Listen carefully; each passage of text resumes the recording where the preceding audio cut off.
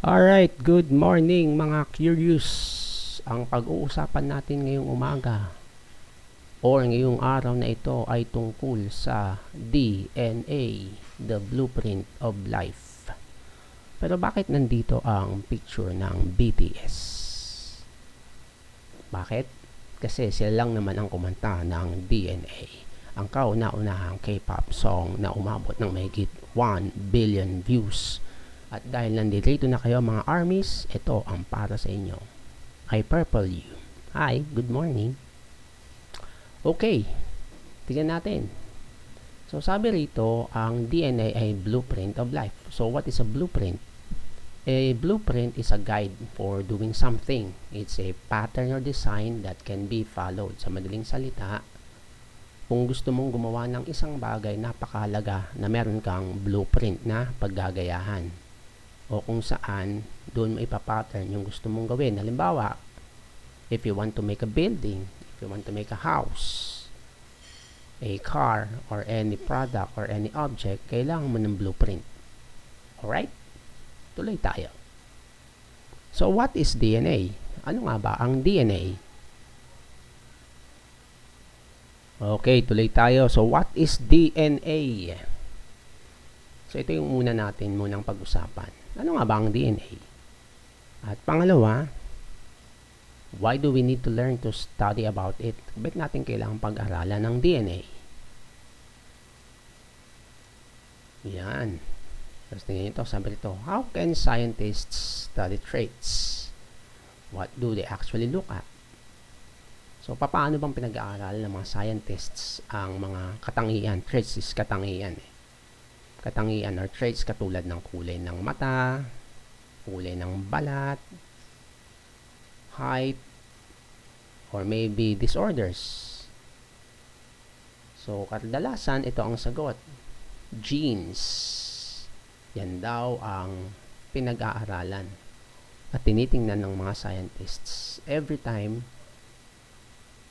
they want to study and if they want to know about how certain traits are passed on to generations. So, itong tanong, can anyone tell me what a gene is? What is a gene? Ito ba yung isinusuot? Siyempre, hindi. Well, mamaya, as we progress dito sa ating lesson, ay sasagutin natin ang tanong na yan. So, let's move on. Pag-aralan muna natin ang importance o kahalagahan, significance ng DNA, bakit siya mahalaga. Lalong-lalo na sa panahon natin ngayon. Okay, naalala niyo ba to? Genetic engineering? Ano to? Tingnan niyo si ate. She is super serious. She is studying the genetic code. So, this is the DNA. She wants to insert something dun sa area na to. So, going back, ayan. Genetic engineering is a technique used by scientists to change the DNA of living organisms. So, ginagamit pala ang genetic engineering para baguhin ang DNA ng living organisms. When you say living organisms, start ka mula sa sponges hanggang sa humans. Whether it is an invertebrate or a vertebrate.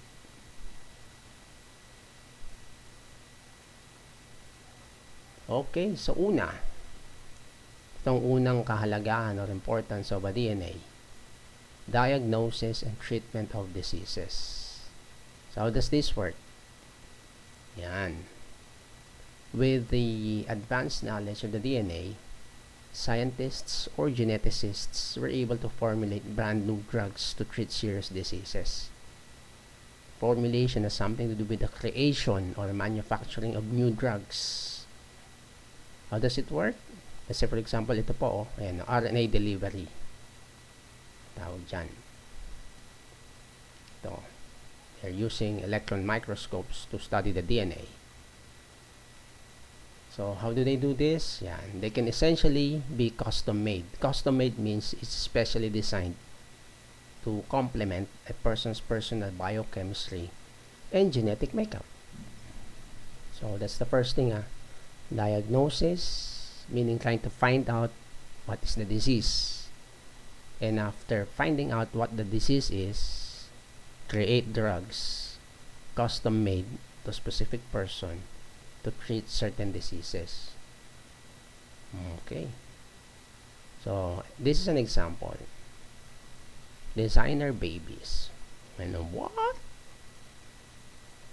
Paano to? Yan. So this is how it works. Genetic screening. Number one, woman give fertility drugs. Woman given fertility drugs. So ina-administer siya. Eggs are fertilized to produce embryos. In vitro fertilization po ito. So these eggs are taken out from the body of the woman and fertilized in the laboratory. And yun. Of course, bago mangyari ito muna, multiple eggs are produced. As a result of the administration of fertility drugs, multiple eggs are produced. And after that, eggs are fertilized to produce embryos. Then, now this one, the medical experts will analyze embryos for genetic defects. They try to find out meron bang defektibo ba or damaged ba yung embryos. They will also study tissue compatibility. Why? Because if there's incompatibility, it will be rejected. So sayang lang. And after that, after analysis, and only healthy embryos are injected into the uterus. So see, once healthy embryos have been determined or identified, they are the only ones who will be injected. Ibig sabihin, ikakargayin ulit sa loob ng uterus. Uterus is the womb, or in Filipino, ito yung sinapupunan. Okay? Mother gives birth to genetically healthy baby. Siyempre, after 9 months of conception, may papanganak na ngayon yung isang malusog na bata. Genetically healthy ito. Bakit? Pinag-aralan na itong mabuti. Inayos na siya even before it was injected into the uterus. Transfusion of umbilical cord blood to sick child. That's another one. Umbilical cord blood. So, pag may sakit, transfusion of umbilical cord. Umbilical cord, ito yung pusod. May mga that is where the nutrients from the mother is transmitted or pass through papunta dun sa baby during conception. Okay, so what's the good about this? Genetic screening helps eliminate diseases. Pangalawa, helping sick siblings. Yan. So, ito pa yung isa tungkol sa designer babies mo. How to increase the chances of having a green-eyed, blonde-haired daughter. So, halimbawa, you have a specific characteristic trait in mind. Gusto mo yung anak mo, ganito, magiging itsura. It can be done through genetic screening. Kaya nga designer babies ang tawag doon. Ano, a woman's eggs are fertilized with sperm in a lab, creating several embryos. And then after that, a single cell is removed from each embryo. So you get the cell out of the embryo. Then you have to genetically test it for biomarkers associated with the female gender, green eyes and blonde hair. So titignan mo na siya ron. So the geneticists or the medical experts would make sure that these embryos or the cell possesses the desired traits. Okay, yung mga gusto mong characteristic traits nandoon sa cell na yon. And after that, after finding it out, yan, only embryos with biomarkers for the required traits like green eyes and blonde hair are placed in the woman's womb. So, ilalagay na siya. So, this is the uterus. You see, they have implanted the embryos with biomarkers. And if the procedure is successful, yan, it virtually guarantees that the child will be female and increases the probability that it will have green eyes and blonde hair. Kaya designer babies siya. Parang ganito lang yan. So ano raw ang masama doon? It eventually may reduce variety because puro selection na to eh. I mean, yung naturalist, these are selected traits. So it reduces or minimizes natural variation. And because of that, they fear that humans are playing God because they are the ones designing the outcome. Yun, ano, congratulations, it's a Versace, yan, designer babies. This is comic strip. Okay, second importance, paternity and legal impact. Paternity has something to do with the identification of the parent, especially the father of a child.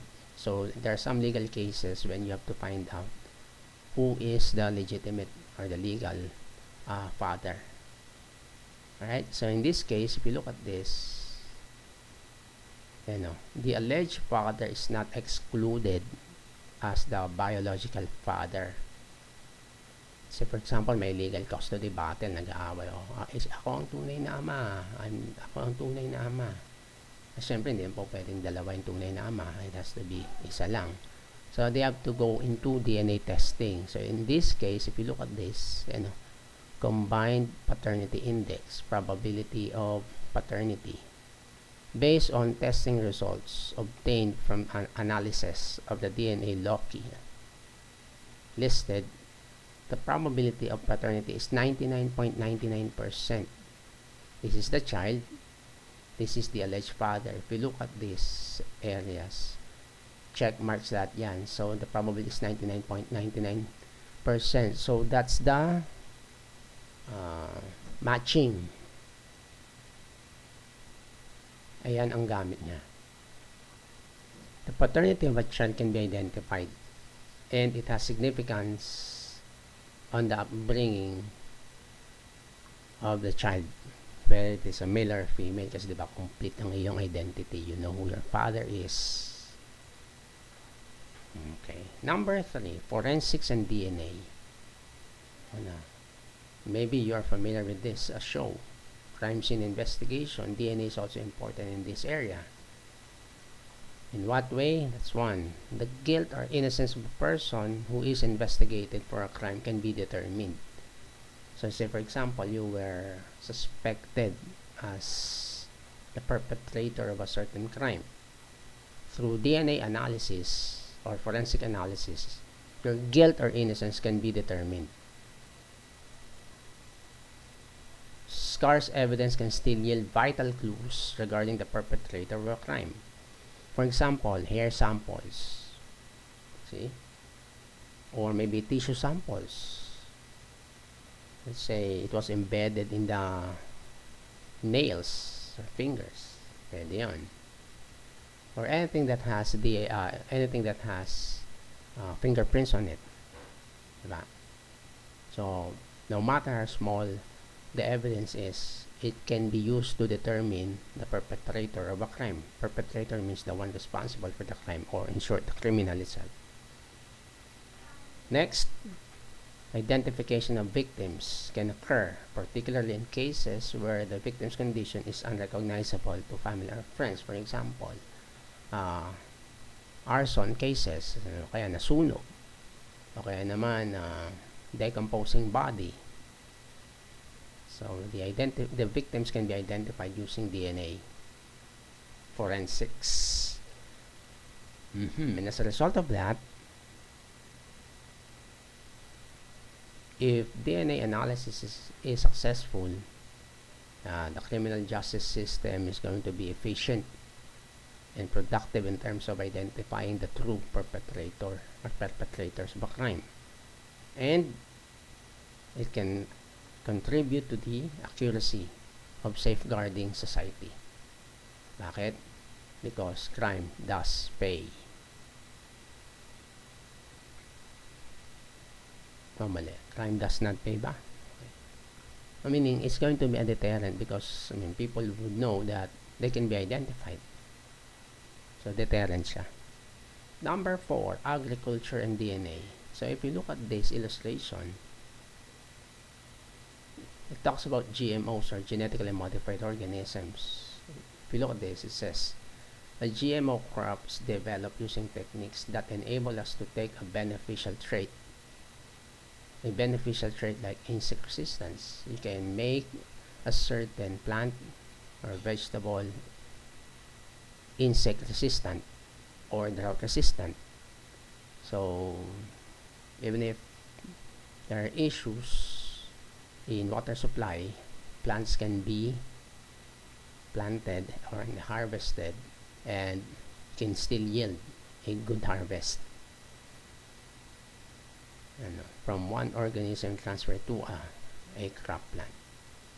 So that's GMO. So let's say if this plant species possesses certain trait like drought resistance or insect resistance, you can get that trait and transfer it to another plant.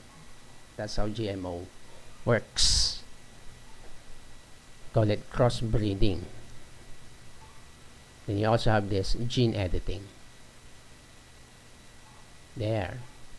So in the animal industry, the breeders are allowed to facilitate the breeding of animals that have better resistance to diseases. Especially now, say in the Philippines, there's ASF, or the African swine flu or African swine fever. So if breeders can breed hogs which have better resistance to ASF, that will be better for the swine industry. Okay, for plants, it means that micronutrient deficiencies can be addressed in these countries, like let's say in the Philippines or Southeast Asian countries, or maybe countries in Africa or other countries in the world for that matter. So yung micronutrient deficiencies, let's say for example yung vitamin enriched plants, those are examples. Yan. So in the end, it will allow farmers to produce more nutritious produce, which has particularly important consequences in developing countries where the population subsists on a small range of staple foods that have little variety. Meaning, let's say in the Philippines, our staple food is rice. So if you are able to apply or add micronutrients in rice, it would allow Filipinos to become healthy by applying or adding additional nutrients or micronutrients. Or maybe if you can make the plants in the Philippines, rice in the Philippines, more resistant to drought, that would be better. Kasi dito sa atin, diba, usually ang La Nina, ang El Nino ay talagang periodically nangyayari sa Pilipinas. Yan. Okay? Next. So, ano nga ba ang DNA? Number 1, DNA is a nucleic acid. A nucleic acid is a biomolecule or a macromolecule. Biomolecules would include proteins, diba? Amino acids, lipids, and sugar or carbohydrates. Yan. It stands for Deoxyribonucleic Acid. So deoxyribonucleic acid, hence the word DNA. The genetic material inside the nucleus of eukaryotic cells. So, what is a eukaryotic cell? Pag sinabi mong eukaryotic cell, it has a well-defined nucleus. Ibig sabihin, very prominent. Kitang-kita ang nucleus. Kaya eukaryotic. And it also was mentioned here, it actually winds up really tightly and fits into chromosomes. So, yung chromosomes, ano siya, para siyang pinagsama-samang DNA na pinagbuhol-buhol mo. Parang, let's say, yung sinulid, di ba? Pag pinagsama-sama mo yon, makakabuo ng isang well-defined, tawag doon chromosome. It is made up of DNA. Okay. So, what is a chromosome then? Ito, this is an example of a chromosome. Yan. A chromosome is made up of DNA. Yan. Ito yung chromosome. Yan. A chromosome is found in the nucleus of the cell. Okay. Yung segment ng chromosome mo, yan yung gene. Diba? Segment. In a DNA molecule, meron ka dyan isang segment. Ang tawag dyan gene. Right? So, nucleus. Inside the nucleus, you have the chromosome. And a segment in a DNA is known as a gene. Yan, itong DNA na to, yan, is only a small portion by chromosome. Okay? Yan. Nucleus, chromosomes, genes, segments of DNA. That's the pattern. Alright? There you go. So, which cell organelle is DNA found in for eukaryotes? Ang sagot ay nucleus. Naman, do prokaryotes even have DNA? Ang sagot ay prokaryotes, meaning yan, they have DNA, but the DNA is not protected by a nucleus because in prokaryotic organisms, the nucleus is not bounded by a nuclear membrane. So, it is dispersed in the cell. Say, for example, sa mga amoebas or paramecium or euglena, yun. If you look at them, kasi unicellular organisms, and if you look at the structure of an amoeba, of course, they have nucleus. It's just that it's not well defined compared with a plant cell or an animal cell. Okay, tingnan naman natin to. Discovering the structure of a DNA. Ito yung dalawang mama. Si Watson and Crick. James Watson and Francis Crick, 1953. They discovered the double helical structure of the DNA. At tingnan nyo to. They were only able to complete the model after X-rays taken of DNA through a microscope by a woman named Rosalind Franklin revealed the key to determining the true shape. So, ang pioneering work was done by Rosalind Franklin. Now, from the X-rays of the DNA taken by Rosalind Franklin, James Watson and Francis Crick were able to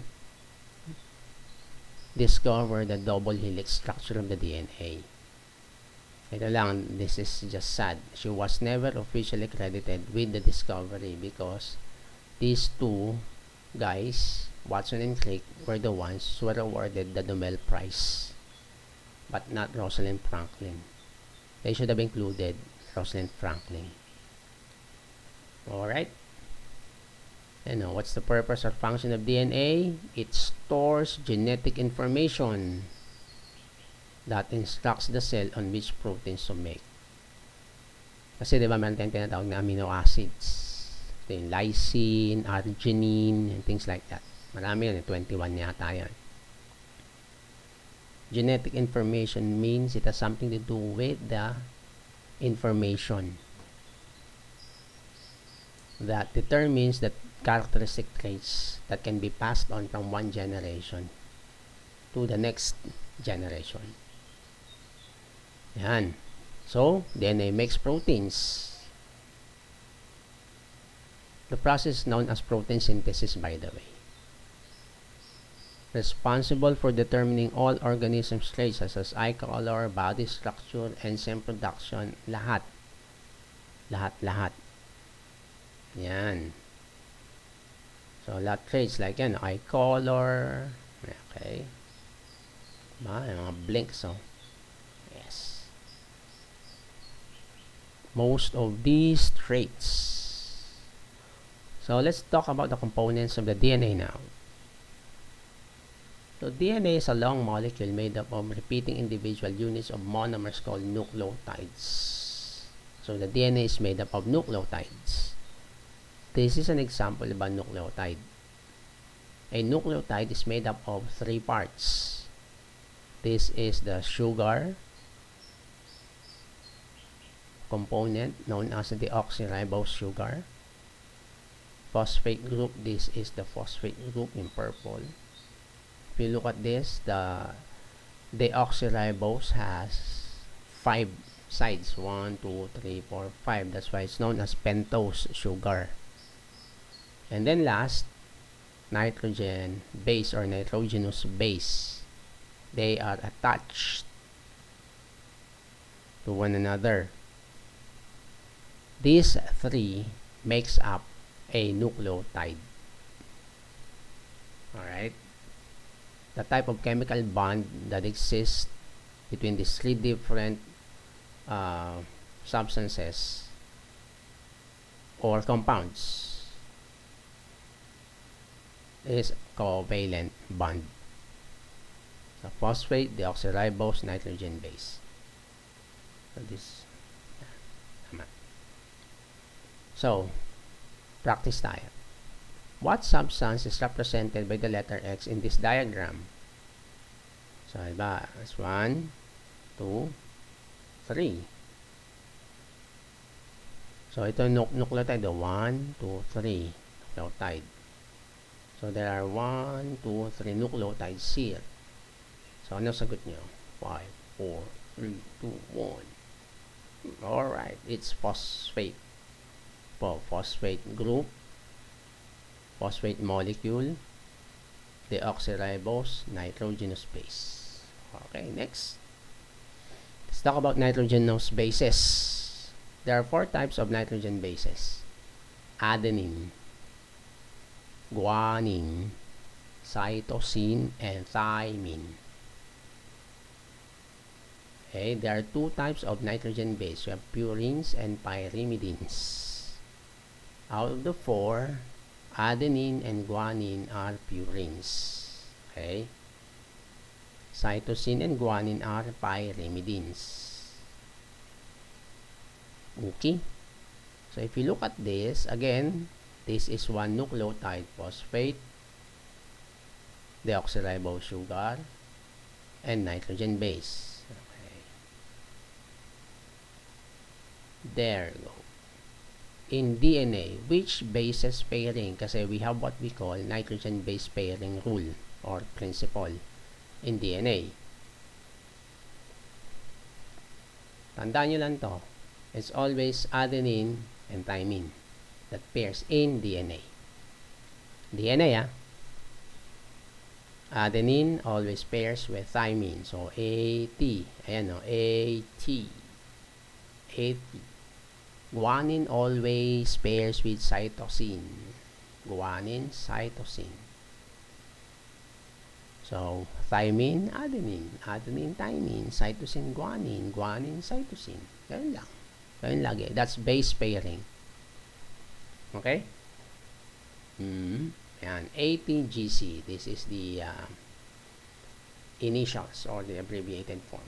Base pairing. ATGC. Adenine, thymine, guanine, cytosine. Okay. So, practice. Nandiyan na rin lang naman kayo. Subukan na to. So, this is C. So, what will be the pair? This is A. So, what should be written here? And so on and so forth. So, sagutan nyo. 10, 9, 8, 7, 6, 5, 4, 3, 2, and 1. Okay, G. This is A, so this is going to be T. Guanine pairs with cytosine. This is thymine, so this is supposed to be adenine. And this is C, and so this is going to be guanine. Okay, tuloy tayo. These bases are held together by hydrogen bonds. Ito yung siya. Diba, may kang tinatawag na nitrogen base pairing. Base pairing is made possible by hydrogen bonds. Yan. Earlier, it was mentioned that phosphate, deoxyribose sugar, and nitrogen base is held together by covalent bond, represented by this line. But nitrogen base pairing is held by a hydrogen bond. Okay, it says here, hydrogen bonds are weak and they combine the two DNA strands. So this is the one DNA strand and this is another DNA strand. Itong kulay blue na to, this represents the hydrogen bonding. Yan o. Yan. Yan, hydrogen bonds. Diba, meron kang ATGC, TACG. Yan, hydrogen bond is responsible for keeping them together. It is important these middle bonds are weak. Why do you think? Well, for one, if hydrogen bonds are strong bonds, then the DNA would have a different structure. Hindi siya magiging double helical structure. And one possible reason would be this is kind of weak so that it would allow the DNA strands to uncoil or to separate during DNA replication. Okay, so going back, structure of the DNA, phosphate group and deoxyribose sugar. There you go. It forms the backbone or sides of the ladder. Ito siya, oh. Side pieces of the ladder. Kasi diba, the DNA is a double helical structure. Like a twisted ladder. So you have a ladder.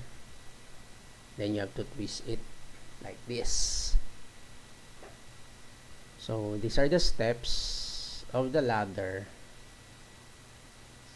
It is represented by nitrogen bases. Okay. Exercise. Makes up the backbone along with which other molecule? Deoxyribose sugar, base pairs adenine. Backbone. This is the backbone. Okay. Deoxyribose sugar. Backbone. So this one is the backbone. You have phosphate and deoxyribose. And nitrogen base. So what is the shape of the DNA? Double helix or twisted ladder. So these are the steps. Represented by nitrogen base pairs, and this is the ladder. This is the other ladder. Double helix, twisted ladder. Here are pictures of the double helix. Yan. Side piece. These are the rungs or the steps of the ladder. Side piece. Rungs or steps. Okay. Okay, another illustration. Phosphate, deoxyribose sugar, and nitrogen base. Then you have the nitrogen base pairing.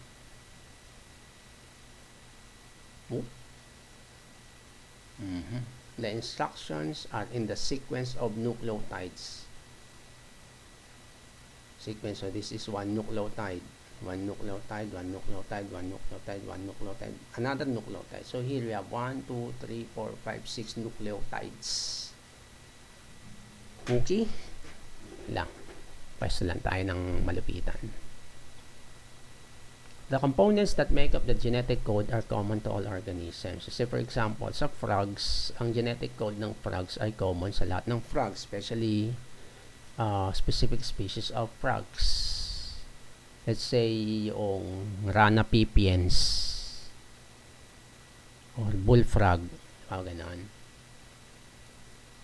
So this one is Gumamela, Hibiscus rosa sinensis ang kanyang species name. This one is a mushroom, which is a kind of fungi. Okay, tingnan natin to. You have the DNA of a horse. This is the DNA of a human. If we all have the same components of DNA, why do we look different from other people and from other organisms like horses, or plants?